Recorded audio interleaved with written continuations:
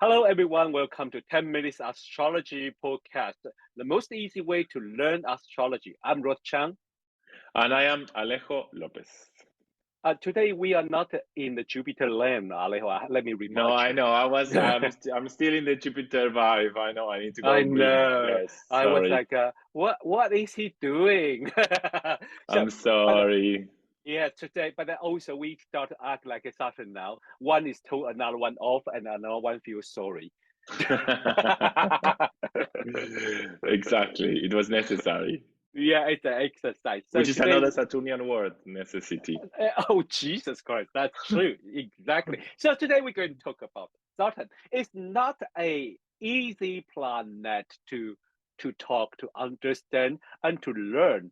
And it's quite interesting because the traditional view of Saturn is so negative, very, very, very negative. Yes. So people are afraid about it. I think it's very interesting. It was until kind of we believe, but it could be wrong. But it's kind of until this Green who wrote Probably. the Saturn old devil, and then kind of change people's view of Saturn. They say, Yeah. oh yes, I agree with that. That is not just the scary theme about the Saturn in our chart. Together with, He yep, sorry, yep. he was called the Greater Malefic. He's still called the Greater Malefic. Yeah. Yes, I think so. I think so. Like Still, but it's very interesting. Some like when I teach astrology, some of my students say, "I wish I don't have Saturn in my mm, chart," and I was feel quite funny because I know this student. She working super hard. She is the one of the world lead pianist, really good pianist. And I say, darling, don't you think you are certain enough? Because for those achievement, you you are work. the ambassador of Saturn. Yes, indeed. And she said, I wish I don't have Saturn in my chart. Look, people talking like this. Yeah, and a baby to Mm, grow.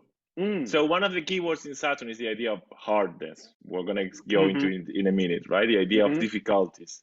mm-hmm, A baby to grow, if you wanted a baby to learn how to walk, mm-hmm. the baby cannot learn how to walk on a soft bed. He needs the floor. Ah, He needs a hard ah, surface in order to learn how ooh, to walk. That yeah, means he's gonna fall and he's gonna hurt mm-hmm, himself because it's gonna be hard. But mm-hmm. it's the only way he can stand up and start walking. He will never walk if you keep him on the mattress, on the soft mattress, because it's so Mm-hmm. soft that it's impossible to keep the balance. So Ah, we need these experiences. wow. God, from a new father? I'm joking. Okay. Almost, yes. But yeah, Saturn is the father theme too. Okay. How about let's come to the mythology and astronomy, Alejo? Okay, yeah. So the first god, one of the first gods is Uranus, the god of sky, and he was his wife, let's say, is the goddess of earth. So every day he would sleep with her. So every day she was giving Mm-hmm. birth to new creatures. Mm-hmm. So basically, she was fed up. She was tired, Mm-hmm. and so she asked her children to see if one of them would oppose his father. Nobody dared except Kronos, which is the Greek version of Saturn. So Kronos, he goes on and he cuts his father's testicles. So no more Uranus. Uranus disappears in the mythology. Basically, we don't have any more stories about him. And Saturn becomes the new ruler, the new god, the new ruling god. Mm-hmm. Yes. And Saturn brings this golden age for the Greeks. Remember, Greeks love balance and order. So this Mm-hmm. idea that everything was ordered, everything had its place. So it was a golden age. Now Mm-hmm. Saturn knows that they do this forecasting, not forecasting, this omen that he's going to have a child who's going to take his throne, just as he did with his father, which is actually the natural law, right? Mm-hmm. So basically, what he does is just that eating his children Mm-hmm. to avoid this to happen. Mm. So this is going to be one of the astrological themes. Well, Yes. I'm going to stop here because Rod's going to take care of that. Astronomically speaking, as we were Mm-hmm. saying, Saturn is, if you look at the planet, if you go out in the night in a place where there's no light pollution and you look at the sky, you can see the fixed stars, we call them, because they all move together. But then you can see 7 wandering lights because they have their own path, right? So they are the Sun, the Moon, Mercury, Venus, Mars, Jupiter, and the last one, the one that's farther away, is Saturn. And the Greeks were so smart, they already knew that Saturn was the last one, even before that, probably. So Saturn is kind of the ruler of the boundaries of the universe. It's the end of the universe. It's like the limit of the universe. After that, you have the signs, the stars, and God, right? So Saturn is the last sphere. Basically, they put the Earth in the middle, and each planet has a sphere around the Earth, and the last sphere is the sphere of Saturn. So it's also going to be one of the themes, I think, one of the keywords for Saturn. Yes. So let's come to the keywords. Because the ancient astrologer, without the telescope and the equipment, so they observe the sky with their eye. So Saturn is the last one which they can see with their eyes. And how do they know it's the last one? Because Saturn moves super slow, and the Saturn's light is pale, unlike Jupiter.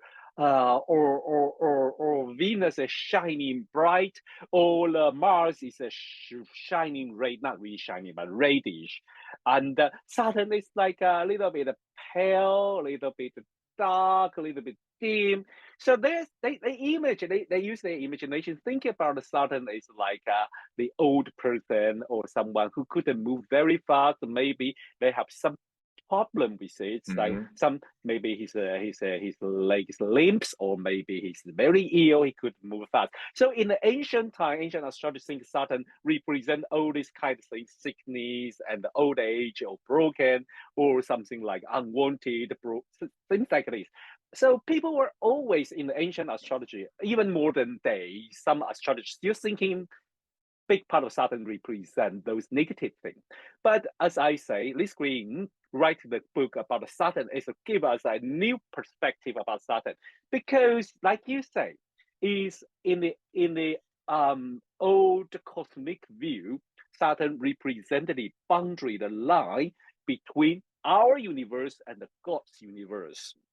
So there's a boundary, there's a limit. So in the chart, we talk about the how we face the challenge, what bring us feeling of being limited, what stop us in our life.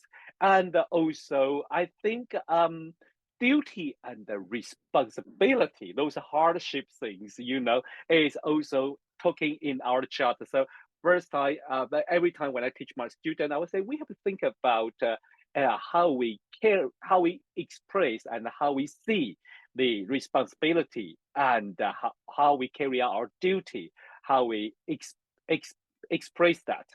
But another thing is very interesting, because in Greek he called chronos, and from this word it's about time. It's about time, and so it's like I like the word time's up. So when you write an exam, time's up. You have to put down your pen and hand out the paper. So that's the limit, and the time's up. So it tells you the time, what time you should do this, or what time you should do that, and you should finish something before time. And then also it's like what take us to learn, what take time to learn for us. We need to spend a lot of time to learn something. That is a really Saturn theme, because I think Saturn is not easy. You always put a lot of effort, put a lot of energy, put a lot of time to deal with the sign where has Saturn in there. But don't be afraid, because although Saturn didn't guarantee the rewards, but through the experience, through the how hard you learn, I think because Kronos in the when Saturn come to the Romance mythology, it become the agriculture, god of agriculture. So he harvests. Exactly. Yes. So he harvests things. So when we spend time to learn, we can expect, have some harvest, have some result comes out. Yeah, and I always say, like, Saturn was the ruler of the golden age. It was supposed to be the perfect age. But why we don't see why we don't like Saturn so much, because of what you said. Okay, it requires effort, it requires work, it requires diligence. But I mean, if you think about it, so it's the farthest away you come from the sun, and the sun is joy, the sun is happiness, the sun is fun, Yeah. the sun is the summer. So Saturn is going to be the opposite. Saturn represents winter, represents effort, and all of that. But if you do that, you get the golden age, you get the perfect age. And I Yes. think also mythologically, when we see that Saturn eats his children, I think this is kind of also like a psychological feeling that we have on the sense of restriction and limitation. So Saturn talks about restrictions and limitations, and we might feel that it's devouring ourselves. But we could also see it in another way. We could see how these restrictions and limitations are helping us to recognize what we really are. I mean, sometimes when this student says, "Oh, I wish I didn't have Saturn," when you have Saturn, you feel the sense of limitation. And we live in an era where we want everything to be for everybody. We want this kind of all freedom. We live in a Jupiterian era. We want everything for everybody, right? We want to be Yes. free and do what we want.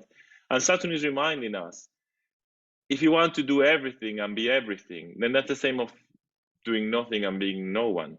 If you want to be yourself, if you want to be unique, you cannot be everything. You have to be just who you are, right? So I think there is this kind of tension. We don't like to deal with that. But every time we get a frustration, every time we get a sense of difficulty, maybe this experience is helping us discover who we really are. So we feel it like a limitation or a boundary set on, like a restriction set upon us. But actually, it could be not a defining experience, but a describing experience. Maybe it's just describing what we really are made for or of. Wow, that is so deep psychological meaning. So how about we give a little bit example? So for example, maybe Saturn in Libra. Let's do Saturn in Libra. Yeah. So Libra, we said it's an air sign, and we said it's cardinal air, and we said it's about kind of balancing opposites, bringing harmony, bringing balance, bringing order. Actually, the idea of paying attention to that, so that there's another human being, being able to take different perspectives, right? So with Saturn in Libra, so Saturn is going to bring all of these issues, right? So it's going to bring a sense of order and a structure. And this sense of order and a structure is going to be organized with this idea of balance, this idea of harmony, this idea that there is another person involved. So Saturn in Libra may have perhaps a strong code of ethics, a strong moral view that requires, that is implying that, okay, we need to find commitments, we need to find positions of agreement in order to build, to do what we want to do. It might also have this idea that restrictions and difficulties are actually trying to bring some kind of balance, some kind of equilibrium, some kind of harmony. So maybe we can go through them without feeling so restricted, because I mean, we will feel restricted, but we might feel that it has a purpose, it has a balancing purpose, right? Yes. In another way, as I took from the together with Jupiter, Saturn from the social planet. So it's also how we learn to adopt, how to step into society. So Jupiter give you rewards, Saturn probably give you punishment to told you off. The easiest way told you off, say no, you cannot do this, or when you did something wrong, it kind of give you a little bit of hard time. So Saturn in Libra, it teach you through the fairness, through the justice. So maybe while we grow up, we will face certain issue about the justice, face certain issue about the fairness. Why we all make mistake, but why this person get punishment, but why another person can escape from it. So it lead the Saturn in Libra start thinking what the fairness do with our life, and what is justice do with our life. This is Saturn in the Libra. So as today, Saturn bring us a lot of challenge. Should we challenge our audience today? Let's. So the exercise, my favorite part. So the exercise is going to be Saturn in Scorpio. Ooh. You know what? Yes. It is even pretty challenging for me, to be honest, because when every time I think about Saturn Scorpio, I just like, do I have to be that cruel? Well, let's give you two exercises. The easy Oh, okay. one, Yeah. Saturn in Capricorn. Oh, yes. Okay. Okay. Starting in Capricorn, the easy one, and the starting Scorpio, a little bit challenging one. I think is you have to think about their theme. Okay, Yes. Capricorn is an Earth sign, and the Scorpio is a water sign. So, what make them feel frustrated? What make them feel limited? Right? Yes. How do they want to build something when they want to build something? Ah. Maybe what they find, yeah, how do they find, how do they meet a sense of restriction? How do they feel when they meet a sense of restriction or sense of Mm-hmm. limitation? Mm-hmm. How do they do when they have to work hard to get something? Mm-hmm. Those are the questions. How do they relate to authority figures, maybe, or Oh how yes. they behave when they become an authority? Mm-hmm. Saturn in Libra, for instance, probably the authority figures they meet are very fair, and probably Yeah. when they become an authority figure, they're very worried to be Mm-hmm. ethical, to have a good Yes. moral, ethical contact, right? Mm-hmm. Saturn in Scorpio, maybe it's another story. Mm-hmm. And Saturn in Capricorn also is going to be. So you can think about these things, yes. Yeah. Perfect. And So, also, I would say, yeah. like you were saying, what's the purpose of this? Like, what's the maturing Ah, yes. purpose of this Saturn in this sign? So, okay, there's a Yeah. sense of restriction and limitation, and it's going to be felt like this. But what can this mature to? What may be Mm-hmm. the learning experience of Mm-hmm. this? Yeah. That is very important. Not just looking for the negative side of Saturn. We have to know what we can get after we working so hard. Okay. So it's not just give you totally unwanted hardship and punishment. Yeah, There is something after that in the end of the road you can get because you get more mature and you get more like you more experience about a certain area and certain theme. Then you could be good at it, and you have that you have that confidence to be a professional. That is also Saturn's theme. Well, yeah. so thank you for listening and watch 10 minutes astrology this week. We learned a whole lot about Saturn, and we really hope you guys enjoy this episode. Please like and subscribe it. If you have any question, please send a message to at AOA UK at Telegram or email us at aoa.inquiry@gmail.com. Also, you can join us on our Facebook group at 10 Minutes Astrology. So, when you come to this group, you can, ask your question, you can do the products with us. We'll post our new information like we talked about last week from, I think, from November. We will have the whole series of the new course about Pluto in Aquarius and Saturn in Pisces, and Alejo will be the one of speaker in that. And so if you're interested, please visit our website and there's a whole lot of information there. So until then, see you next week. Bye. Bye bye.